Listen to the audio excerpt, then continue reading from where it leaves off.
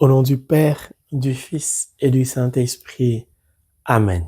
Que la paix et l'amour de notre Seigneur Jésus-Christ soient toujours avec nous, mes frères et mes sœurs dans la foi chrétienne. Nous poursuivons le partage de la parole de Dieu au travers de la formation des disciples devenus apôtres. Et pour cela, nous allons garder notre même verset tiré du livre de Saint Matthieu, chapitre 17, le verset 15, qui dit, et je cite, « Seigneur, aie pitié de mon fils. Il est lunatique et souffre beaucoup. Il tombe souvent dans le feu ou dans l'eau. » L'enseignement précédent, il était question d'emprunter un chemin, celui du verbe tomber, qui nous a donné de nous apercevoir de ce que le diable exerce une force, une pression extérieure sur nous, dans le but de nous faire perdre l'aplomb, l'équilibre, de nous faire douter du Christ, de l'amour de Dieu, de la parole de Dieu, du Verbe qui s'est fait chair. Et cela, nous pouvons le constater dans le livre de la Genèse, dans le jardin d'Éden. Ève a marqué un arrêt pour écouter la voix du diable, la voix extérieure, cette voix au travers de laquelle une force démoniaque, une puissance, une pression invisible fut exercée sur Ève parce qu'elle s'est éloignée de Dieu. Mon frère, ma sœur, elle va succomber en écoutant le diable. Chaque fois qu'un chrétien s'éloigne de Dieu, pour prêter attention à la voix de l'étranger, à la voix du menteur, de Satan, le démon, le diviseur, l'arnaqueur, le scam, le menteur, ce chrétien-là emprunte le chemin de sa propre perdition. Le Seigneur nous invite donc à ne pas nous laisser distraire par les soubresauts du diable, dans le but de nous faire perdre l'équilibre, de nous faire douter de Dieu, de son amour, de sa miséricorde, de sa bonté, et j'en passe. Alors poursuivons sur ce même chemin, afin de découvrir encore d'autres ruses du diable, dans le but de déjouer ses plans, ses actions. Mon frère, ma sœur, derrière la parole du diable se cache un pouvoir démoniaque. Parfois, nous entendons une voix forte en nous qui nous pousse à agir contrairement à ce que nous souhaitons. Oh non! Ici, dans ce pays, dans cette ville, dans cette nation, c'est ce que tout le monde fait. Fais la même chose. De toute façon, tu ne vas pas faire changer les choses. Vas-y, serre-toi dans la caisse, tout le monde puise. Pas de problème. Il n'y a jamais eu de souci, ça fait 17 ans, tout le monde vole dans la caisse. Serre-toi. Tout le monde fait des fausses factures. Le directeur financier même est dedans. Le PDG, on n'en parle pas. Vas-y. Et il y a une petite voix, celle de l'esprit qui nous dit, tu es chrétien, n'agis pas de la sorte. Tu es chrétien, ne courons pas pour avoir un tel dossier, un tel marché, un tel document. Le diable te dit, passe par là. Tu n'as pas de permis de conduire cette voiture, il n'y a pas de policier. Et une voix qui te dit, ils vont te contrôler. Tu n'as pas de permis, n'utilise pas cette voiture. Mais la voix du diable est une voix bruyante, tonitruante, persistante et insistante. Oh non, c'est un garçon bien, c'est une fille bien, vas-y. Essaie avec elle, tu es célibataire, vas-y. N'aie pas peur, c'est quelqu'un de bien. La voix est pressante. La voix est oppressante. Et on est tenté de s'engager dans une relation. On a l'impression que c'est le Saint-Esprit qui nous a parlé. Mon frère, ma soeur, ce n'est pas vrai. Dieu ne s'impose à personne. D'où l'importance de lire la parole de Dieu. Ceux qui ont les sens exercés au discernement, ce sont ceux qui consomment la parole de Dieu, conforment leur vie à la parole de Dieu, pratiquent la parole de Dieu, écoutent la parole de Dieu. Beaucoup de personnes se sont engagées dans des relations qui ont fini en catastrophe. Parce que la voix du diable, elle est pressante. Elle agit vite. Elle nous pousse à agir rapidement. Pourquoi? Parce que le diable ne veut pas qu'on ait une minute de réflexion. Mon frère, ma sœur, nous poursuivons. Nous allons prendre une autre définition du verbe tomber. concerne les personnes. Tomber, cesser de régner, être déchu, renversé. Exemple, le gouvernement est tombé. Je vais partir de cet exemple pour rebondir à cesser de régner, être déchu et renversé. Mon frère, ma soeur, tu seras peut-être étonné, voire déçu, ou tu vas grandir dans la connaissance. Tout dépend de comment tu te positionnes par rapport à ce que je vais dire maintenant. Marquons une pause. Le gouvernement est tombé. Est-ce que dans le monde dans lequel nous vivons, de manière générale, est-ce que la démocratie est une bonne chose? Je pose la question. En regardant l'humanité, en jetant un regard synoptique 360 degrés pour regarder ce qui se passe dans le monde, je ne vois que de la désolation, des guerres sans fin, des déplacés de tout genre et en tout genre, du fait des guerres, réchauffement climatique, la recherche du bien-être ailleurs. Pourtant, on nous parle de la démocratie. La démocratie, c'est bien le pouvoir que confère le peuple à un individu. Donc, c'est le pouvoir du peuple. Au regard de la définition, le peuple d'une nation a-t-il un pouvoir? Là, j'emprunte le chemin du surnaturel pour nous aider à comprendre. Le frange Marie, plus toi, plus l'autre, est-ce que nous avons un pouvoir? Non. Le pouvoir vient de Dieu. C'est pourquoi j'ai parcouru Holy Bible, The Word of God. Je n'ai trouvé nullement inscrit dans Holy Bible la démocratie. Et j'ai commencé à me poser des questions. Est-ce que la démocratie est une bonne chose pour le monde? Non. Posons-nous simplement la question. Supposons que la démocratie est une bonne chose. Pourquoi y a-t-il des coups d'État? Pourquoi des gouvernements tombent?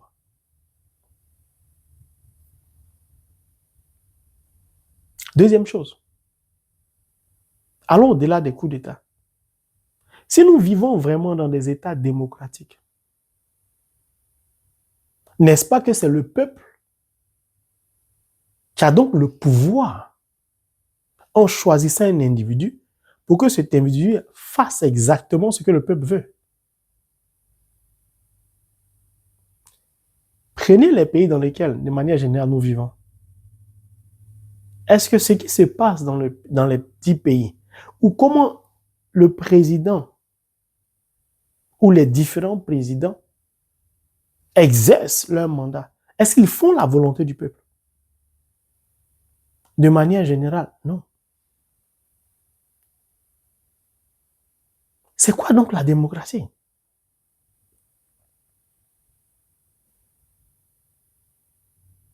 C'est quoi la démocratie? Nous voyons beaucoup de chrétiens se laisser distraire par des expressions du diable.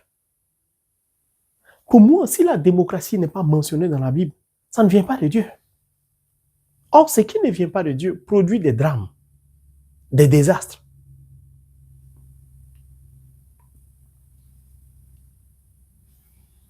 Mon frère, ma soeur, il y a des choses qu'on ne peut pas dire. La démocratie. Si nous sommes dans des États démocratiques, pourquoi lors des campagnes électorales, il y a beaucoup de publicité? Pourquoi on achète des gens? Pourquoi on essaie de corrompre des personnes?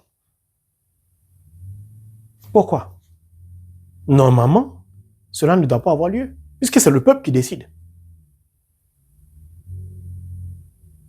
Mais si le même peuple décide, en choisissant un individu que 2 mois après, le peuple constate que cet individu ne se comporte pas bien et que le peuple, en tout cas une grande majorité du peuple, descend dans la rue pour demander le départ de la personne choisie, la personne ne va pas partir. Ça dépendra de son bon vouloir. La démocratie. La démocratie. Et la démocratie. Mon frère, ma soeur, le mot nous enfume avec des expressions, avec des termes qui, d'un point de vue surnaturel, n'ont pas de sens, si ce n'est que pour nous dominer, pour dominer le peuple de Dieu. Dieu est-il un démocrate? Non. Je recommence. J'ai dit beaucoup de personnes risquent d'être choquées. Dieu est-il un démocrate? Non. Pourquoi? Parce que ce n'est pas un thème de l'amour. L'amour cherche à faire le bien à tout le monde. L'amour ne cherche pas à diviser. La démocratie favorise une pléiade de partis politiques qui créent la guéguerre.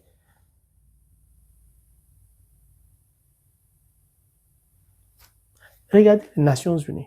Certains pays se sont arrogés le droit de veto. Sur quelle base? Est-ce de la démocratie?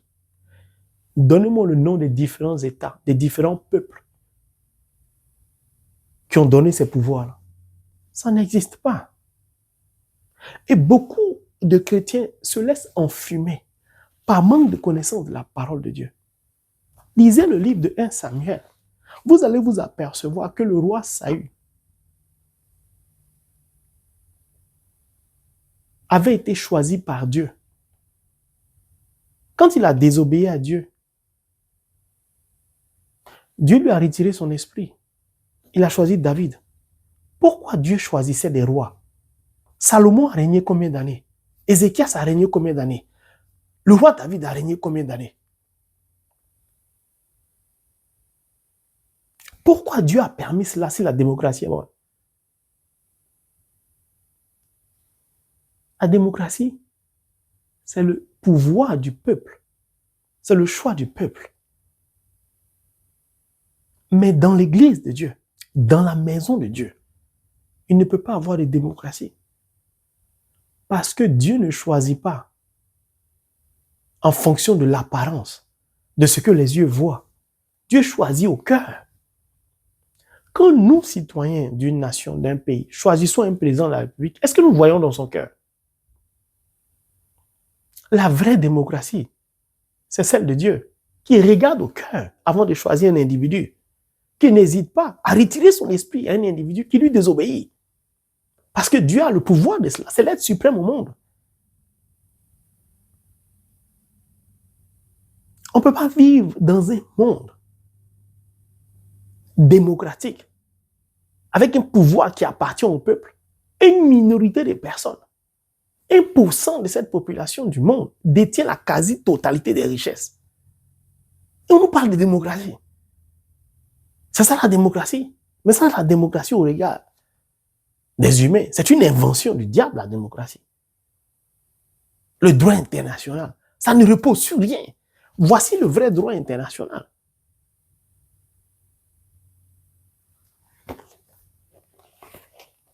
Ne nous laissons pas enfumer. Je dis bien, ne nous laissons pas enfumer. C'est une parenthèse pour attirer notre attention, pour dire faisons attention. Il y a beaucoup de pays démocrates dans le monde. Oui, dans beaucoup de nations, la démocratie est vantée. Mais regardez l'état du monde. Disons-nous la vérité, regardons l'état du monde. Dieu regarde au cœur. Parce que c'est du cœur que partent toutes les intentions mauvaises, comme les intentions bonnes. Dans l'église de Dieu, dans la maison de Dieu, il ne doit pas y avoir de démocratie. On ne choisit pas les gens en fonction de nos intérêts dans l'église, dans un ministère, dans un groupe de prière. On ne choisit pas les gens en fonction de nos affinités. On choisit des personnes qui seront à la tête d'un groupe de prière, d'une église, d'un ministère, et j'en passe, en fonction du choix de Dieu, de la parole de Dieu, de la volonté de Dieu.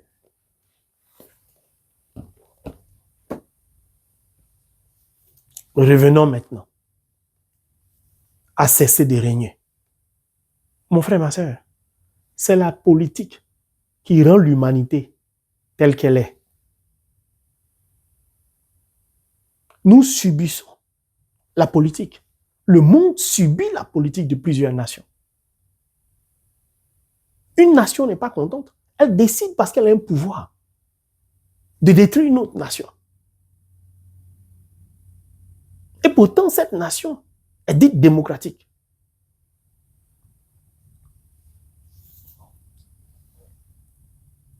Non, disons-nous la vérité. Tout pouvoir qui n'émane pas de Dieu, qui émane des humains, est une catastrophe.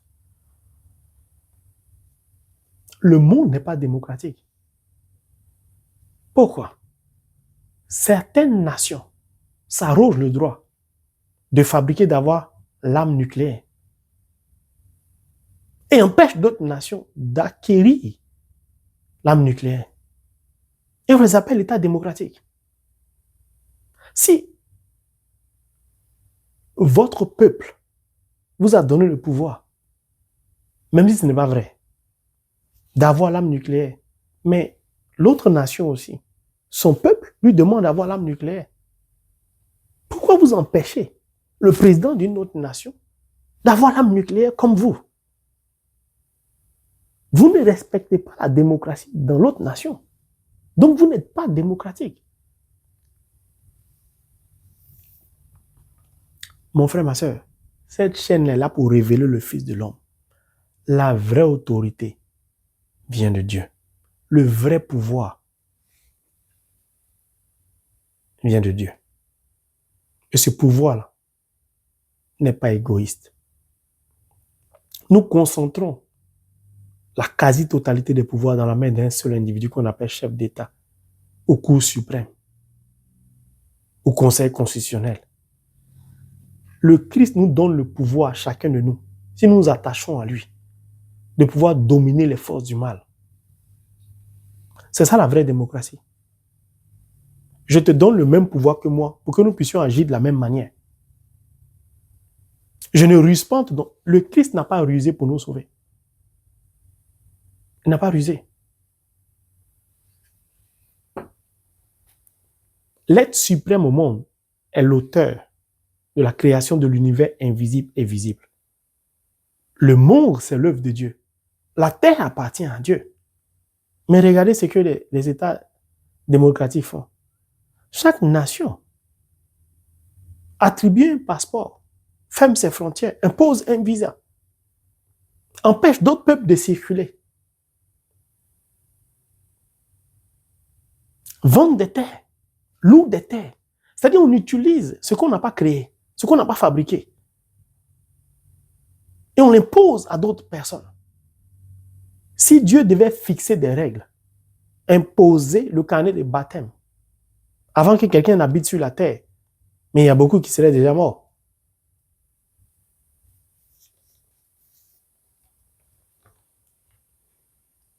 Mais regardez l'amour de Dieu. Il nous laisse gérer comme on veut. Nous n'avons rien créé, mais il nous laisse gérer. Au lieu de gérer avec la parole de Dieu, nous laissons le diable gérer. Oh, c'est un être lugubre.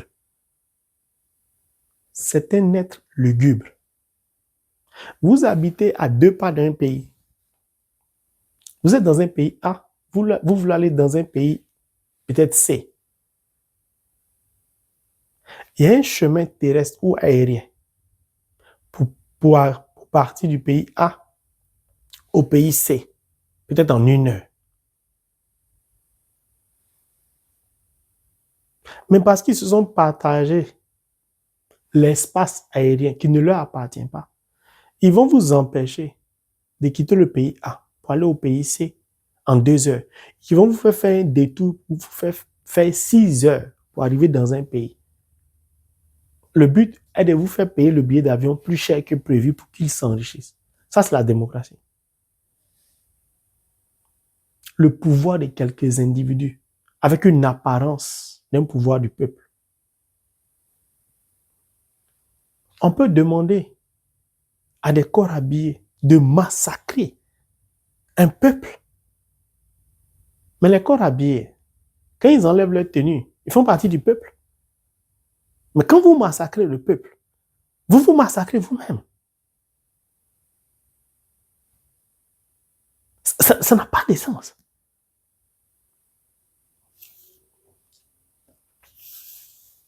Les règles qui régissent la plupart des nations sont des règles humaines, donc défaillantes dès l'origine.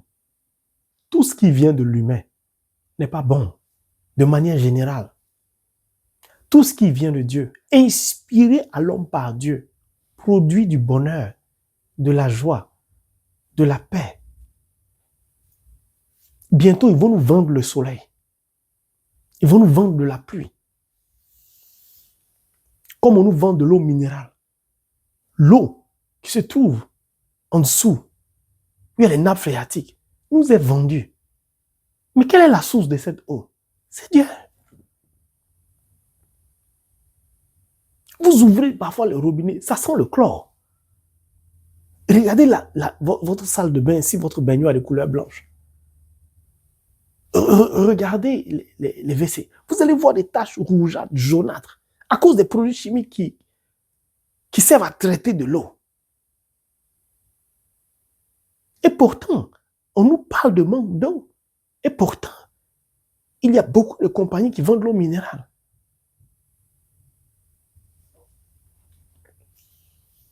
Tout ça, c'est l'œuvre du diable. C'est pourquoi Dieu compte sur nous. Pour que le gouvernement du diable tombe, quel que soit le pays, quelle que soit la nation, nous en avons la capacité, le pouvoir. Ce pouvoir-là est au-dessus de tout pouvoir humain, car c'est le pouvoir qui vient de Dieu, qui émane de Dieu, qui nous est donné par l'être suprême au monde. Mon frère, ma soeur, cessez de régner. Il est lunatique et souffre beaucoup. Il tombe souvent dans le feu ou dans l'eau. Tomber nous aide à discerner et à comprendre les ruses du diable. Cessez de régner. Ça veut dire quoi? Créatures de Dieu, nous avons un pouvoir, un potentiel en nous pour écraser le diable, Satan, le menteur, l'arnaqueur, le scammer. Nous avons ce pouvoir, nous avons ce potentiel. Pour pouvoir utiliser ce pouvoir, cette arme nucléaire qui est en nous, nous devons devenir enfants de Dieu via le sacrement de baptême qui a lieu au cœur de l'Église. Si donc le diable nous laisse emprunter le chemin de la maison de Dieu, qu'est l'Église, pour parvenir, après avoir écouté la parole de Dieu, au sacrement du baptême, par notre foi, nous devenons enfants de Dieu plongés dans un tel mystère. Le diable n'a plus de pouvoir sur nous. Ou du moins, le diable est censé ne plus avoir de pouvoir sur nous, aussi longtemps que nous restons enfants de Dieu.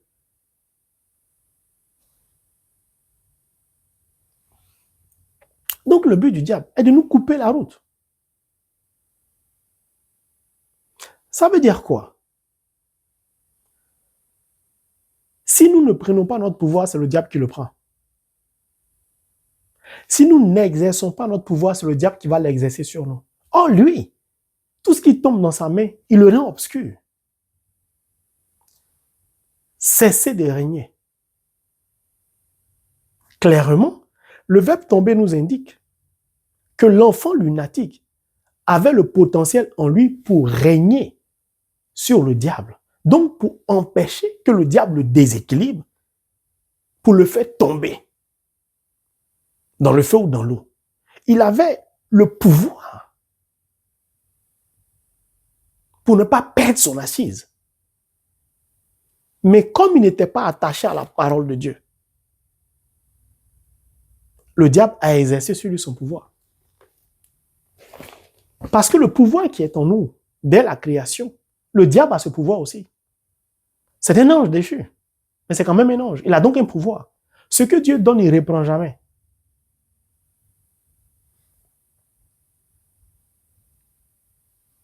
Mais cesser de régner veut aussi dire, je peux devenir enfant de Dieu par le sacrement du baptême. Puis, comme le dit Saint Paul, si je retourne à mes vomissures, je perds ce pouvoir. Perdre ce pouvoir veut dire, il est en moi, mais je l'ai obscurci par mes péchés. De ce fait, je l'ai rendu inactif. En rendant mon pouvoir inactif, mon âme nucléaire inactive, je permets ainsi à l'âme nucléaire du diable de m'atteindre. Mais dans ce processus, ce mécanisme que je viens d'expliquer, Dieu n'y est pour rien. Dieu n'a pas besoin d'intervenir. Alors, ça veut clairement dire que baptisés que nous sommes, nous avons le pouvoir de régner sur le diable. Et ça, le diable le sait. Mais regardez comment il a obscurci tombé. Il est lunatique, il souffre beaucoup, il tombe. Nous donnons l'impression que tomber est négatif. Or, surnaturellement, tomber nous indique un chemin. Il le fait tomber dans le feu ou dans l'eau. Donc, il le fait tomber dans la tombe obscure. C'est-à-dire, il a renversé le sacrement du baptême en tombe. Parce que dans sa maison à lui, ce ne sont pas des prêtres qui célèbrent des messes noires, ce sont des gourous.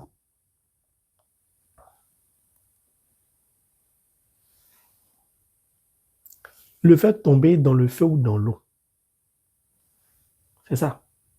Donc, il veut empêcher l'enfant, non seulement de prendre conscience du potentiel qu'il a en lui pour dominer le diable, pour régner sur lui, puis il veut emmener l'enfant à ne jamais emprunter le chemin de l'Église, à s'éloigner du sacrement du baptême le plus loin possible. Pourquoi? Parce qu'il veut continuer à régner sur lui, le diable. Le diable veut continuer à dominer la vie de cet enfant. On lui a collé une maladie qu'on appelle l'épilepsie. Mon frère, ma soeur, le diable cherche toujours à t'accoler quelque chose pour t'empêcher de prendre le chemin de l'Église, pour t'empêcher d'emprunter le chemin du tabernacle, du Saint-Sacrement, pour t'empêcher d'aller à un pèlerinage, à une croisade d'évangélisation, à une retraite. Oui. Cessez de régner. Donc, cessez de vivre. Un chrétien qui ne règne pas est un chrétien mort. Or, la gloire de Dieu, c'est de voir l'homme vivant. Écoutez-moi bien. La gloire de Dieu, la joie de Dieu, le bonheur de Dieu, c'est de voir l'homme avec grand H vivant. Or, la vie de l'homme n'est que la vision de Dieu. Je recommence. L'homme vivant, sa vie, c'est le regard de Dieu. Le regard de Dieu, c'est la parole de Dieu. Ce qui fait vivre l'homme, c'est le souffle, c'est l'esprit, c'est donc la parole. Quand un homme est debout, quand un homme vit conformément à la parole de Dieu, lorsqu'un homme vit par la parole de Dieu, Dieu est glorifié. Et la parole règne. Au commencement était le Verbe était tourné vers Dieu, le Verbe était Dieu. Donc le Verbe règne, Dieu règne. Or, là où Dieu règne, le diable ne peut pas régner. Tomber, deuxième définition, cesser de régner. Un chrétien comme Ève, qui est donc séparé de la parole de Dieu, ne peut plus jamais régner. C'est pourquoi vous voyez beaucoup de baptisés être massacrés par le diable. Vous voyez des chrétiens baptisés prendre leurs jambes à leurs coups pour d'escampette, fuir devant le diable. J'ai dit bien fuir devant le diable. Pourtant, Jésus-Christ disait quoi aux disciples qui revenaient tout joyeux? Je voyais Satan tomber du ciel.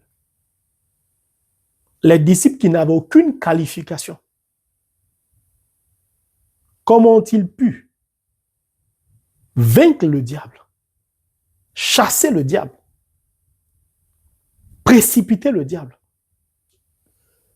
le faire fuir? Parce qu'ils ont compris que le pouvoir émanait du Verbe, qu'ils avaient la capacité de régner sur lui. Quand ils ont compris cela, ils n'ont plus eu peur.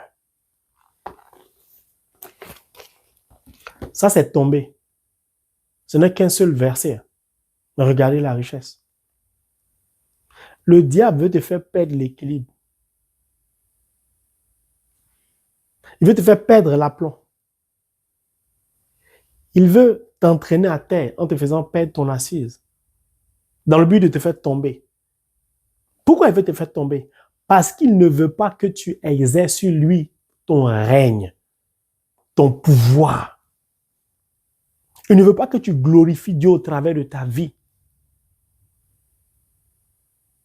Donc, il va essayer de faire bousculer tout dans ta vie ou de bousculer tout dans ta vie.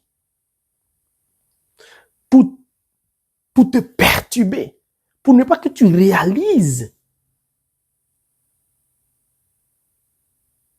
que tu es une force divine puissante dans ce monde.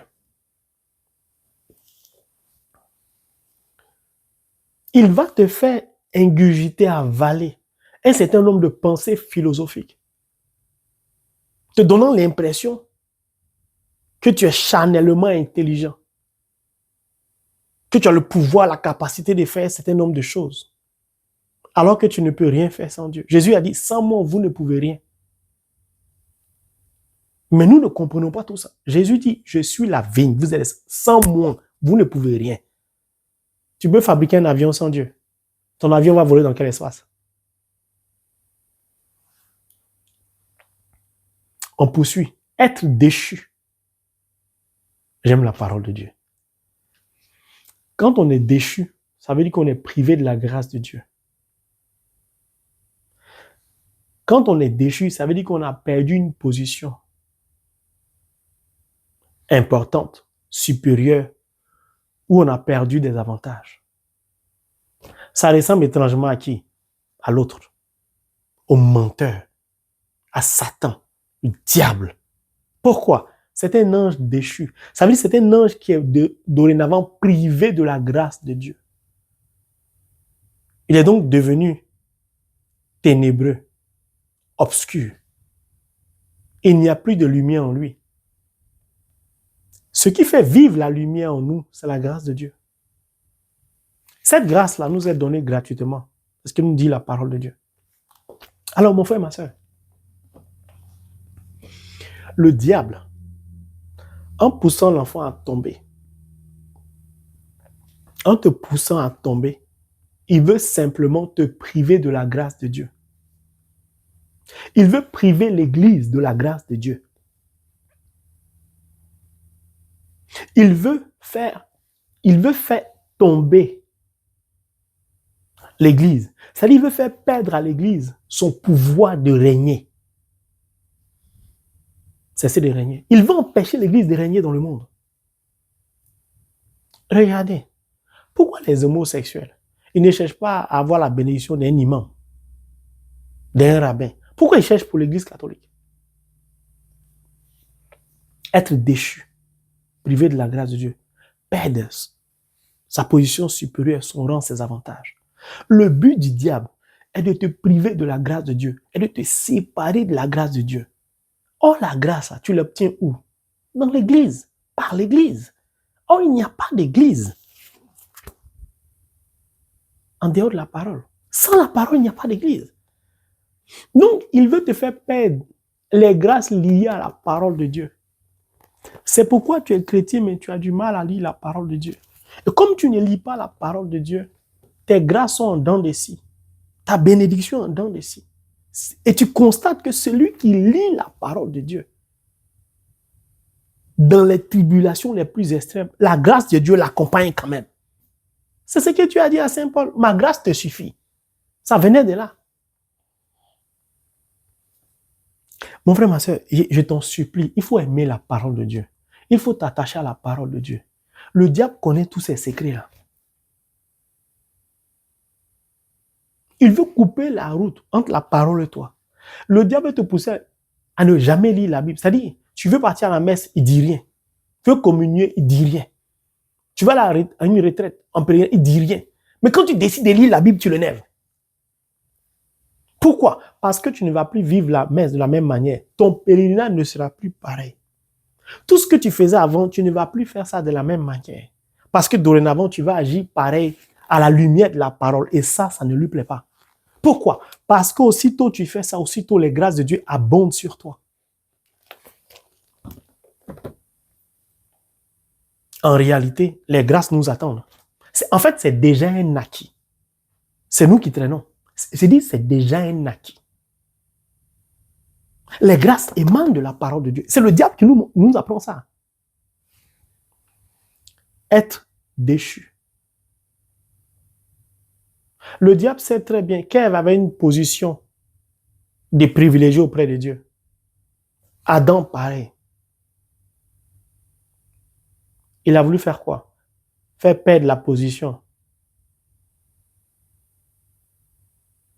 de Ève, d'Adam, auprès de Dieu.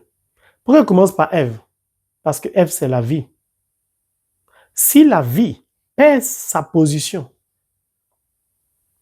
de privilégié auprès de Dieu, la vie n'existe plus. Il n'y a plus de vie dans la vie. Nous devenons des êtres sans vie. Nous vivons, mais sans vie. Un chrétien qui ne lit pas la parole est un chrétien sans vie. Vous pouvez voir un premier ministre sans pouvoir. C'est-à-dire qu'on l'a nommé, mais ce n'est pas lui qui travaille. C'est-à-dire qu'il ne sert à rien. C'est un chiffon. Il a juste le titre de premier ministre.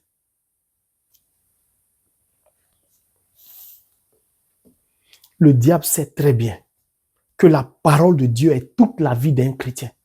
Regardez ces ruses. Juste une maladie qu'on appelle l'épilepsie.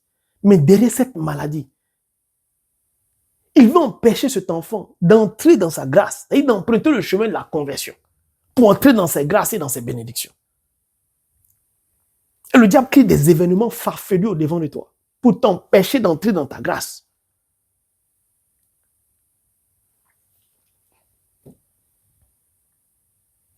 Renverser. Renverser. Mon frère, ma soeur, j'aime la parole de Dieu parce que c'est très intéressant. Plusieurs fois, quand j'étais encore dans le monde, pourtant chrétien, parfois, il m'arrivait de faire des songes. Dans ces songes-là, je pouvais me trouver à un endroit A, je vais me rendre à un endroit Z. J'emprunte la route normale qui mène à Z, puis arrivé un moment, j'emprunte d'autres routes, mais je ne trouve jamais la route qui conduit à Z que j'empruntais au départ. C'est comme un labyrinthe, c'est comme une voie sans issue. Tu rentres dans une maison, tu sors ici, tu passes ici, mais en fait, tu ne sors jamais du lieu où tu es. Tu tournes sur toi. Ou tu es dans une forêt, tu as une boussole. J'avance, et après, comme la boussole m'oriente quelque part, j'emprunte ce chemin et je reviens sur mes pas. En fait, c'était une boussole diabolique. Ou parfois, le diable, il est mauvais. Dieu me donnait de voir le diable. Je voyais certaines personnes pour qui je priais courir pour avancer. Et puis le diable est tiré en arrière. C'est-à-dire que des chrétiens qui courent, qui pensent qu'ils avancent, mais en réalité, ils font du surplace. Mais ils ont l'impression qu'ils avancent. Je voyais des gens courir pour aller monter dans des avions. Mais chaque fois qu'ils se rapprochaient de l'avion, L'avion décollait. C'est-à-dire, par exemple, on dit il reste 30 minutes pour monter dans l'avion. La personne a 5 minutes à pied pour monter dans l'avion. La personne court. Donc, normalement, ce n'est plus 5 minutes, c'est peut-être 2 minutes. Mais la personne peut courir pendant 1 heure. Jusqu'à ce qu'on ferme les portes de l'avion et l'avion décolle. La personne est toujours à la même place. C'est là où vous vous apercevez que le diable nous fait tomber, c'est-à-dire être déchu. Nos grâces. Pourquoi? Pourquoi le diable peut enchaîner nos pieds? Pourquoi on peut courir? Parfois même, des gens m'expliquaient des songes pour qui je priais. Des gens qui portent des sacs au dos avec des bénédictions de grâce. Mais quand ces personnes-là marchent, le sac est percé par le bas, ça tombe derrière. Et arrivé à leur point final, les personnes-là se rendent compte, en enlevant le sac, que le sac est vide, il n'y a plus de bénédiction. Tout est tombé en chemin. Pourquoi? Parce que le diable a fini par percer le bas du sac. Donc, quand on marche, on ne s'aperçoit pas. Pourtant, au fur et à mesure que les bénédictions tombaient du sac, le sac s'allégeait. Mais à force de marcher, quand on n'a pas la parole, on ne sent pas que le sac n'a plus de poids. Pourquoi? Parce qu'on est toujours porté sur nos intérêts personnels. On veut atteindre notre but, on veut réaliser nos projets. Donc, on ne prête plus attention à ce qu'on vit, à ce qui se passe dans notre vie. Ces songes que je vous décris sont d'une portée spirituelle profonde. Beaucoup de chrétiens tournent en rond. C'était mon cas. J'ai dit bien, c'était mon cas. Être déchu. Tout chrétien qui est séparé de Dieu perd sa position, perd ses privilèges. Toute église qui est séparée de la parole de Dieu, qui est séparée de Dieu, tout ministère perd sa position, perd ses avantages. C'est une réalité, mon frère, ma soeur. C'est pourquoi je voudrais nous inviter à prendre conscience de tout cela. Alors, renverser. Il y a beaucoup de choses à dire, mais je vais faire simple. Regardez, le diable renverse notre vie, parfois. Donc, il prend l'homme que Dieu a réservé pour toi. Il le renverse. Ça veut dire qu'il envoie quelqu'un qui ressemble à ce que Dieu a prévu pour toi, pour te donner l'impression que c'est la personne. C'est tout. Il renverse ta vie. Prenez un être humain, renversez-le. Comment il va voir les choses? De travers. Le diable, ça fait mal. Hein. Quand le Seigneur vous donne de découvrir les choses, c'est pourquoi il a dit à Saint Paul, ma grâce te suffit.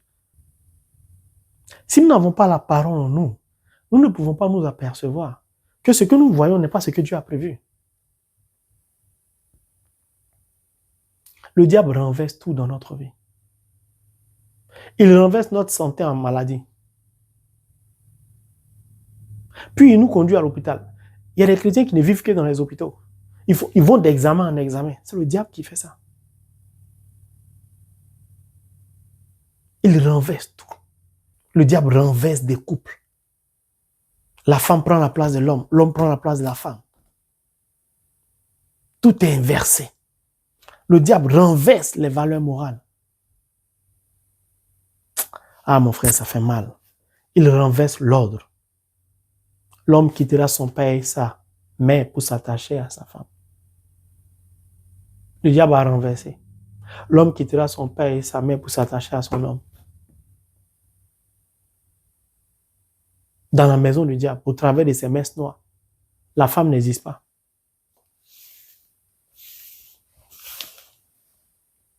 Dieu a plongé l'homme dans une torpeur, a pris une côte, l'a façonné une femme, un sexe opposé, l'a envoyé à l'homme.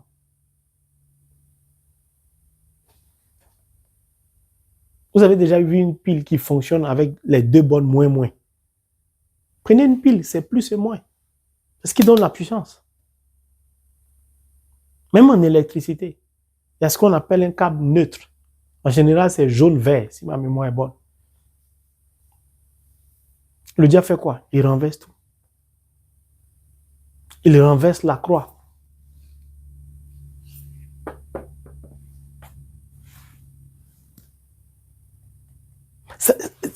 Mon frère, ma soeur, je t'en supplie, il faut lire la parole de Dieu.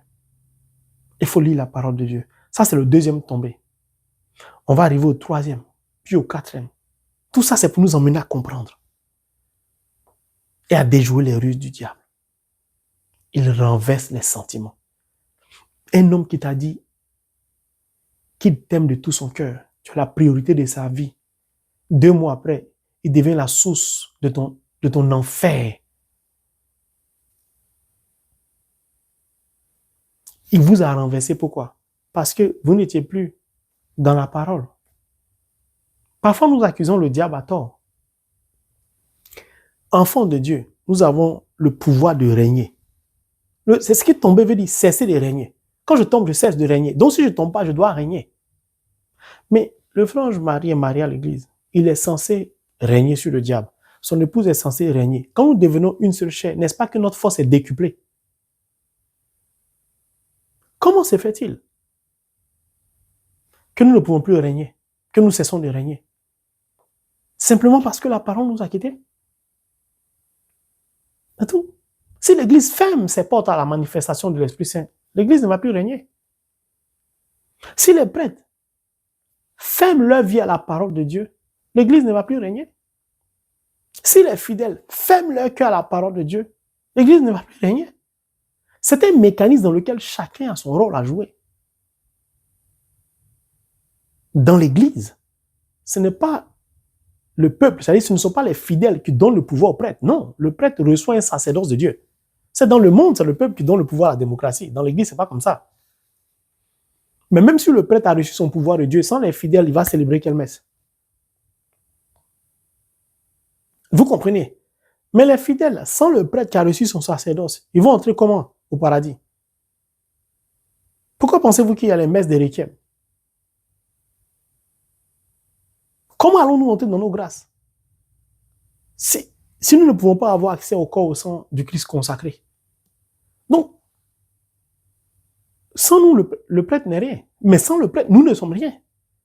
Pourquoi Dieu permet cela? Pour nous emmener à nous unir, à vivre ensemble. On a besoin les uns des autres. Mais ce qui doit nous unir, c'est la parole de Dieu et non nos intérêts égoïstes. La seule manière de régner, c'est de nous accrocher tous à la parole de Dieu et de demeurer dans la parole de Dieu. Mon frère, ma soeur, si tu veux que ta vie reprenne sa position initiale, alors arrête de tomber. La seule manière d'arrêter de tomber, c'est de lire la parole de Dieu. Chaque jour, chaque nuit, de conformer sa vie à la parole de Dieu.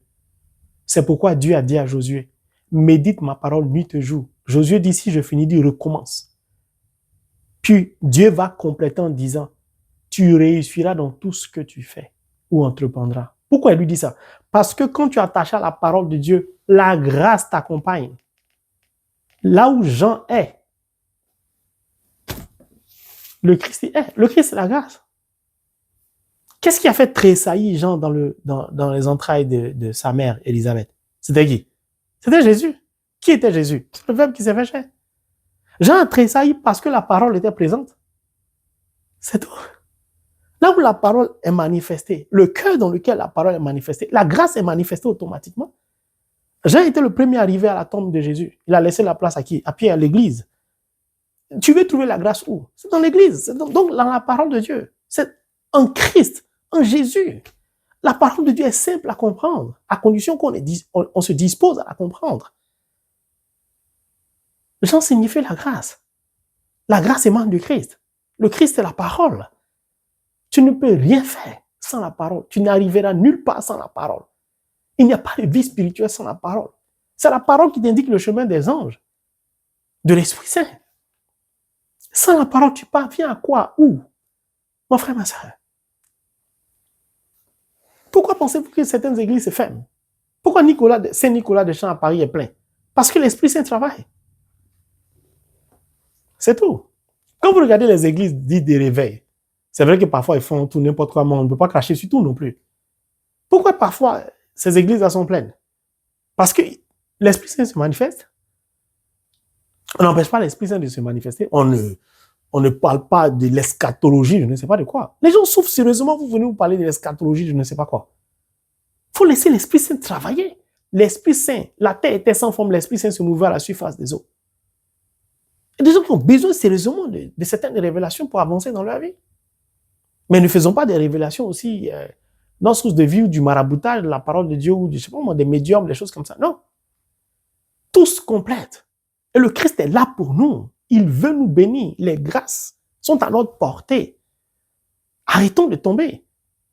Mais arrêtons de cesser de régner. Arrêtons d'être déchus. Arrêtons de laisser le diable nous renverser. Le gouvernement est tombé. Que Dieu nous donne rempli de son Esprit Saint d'aimer la parole de Dieu. Comme je l'aime de tout mon cœur. Afin qu'attachés à la parole de Dieu, nous puissions régner sur le diable, le vaincre. Nous puissions entrer, et c'est le plus important, dans nos grâces. Car plongés dans nos grâces, nous glorifions Dieu. In the name of Jesus Christ. Amen.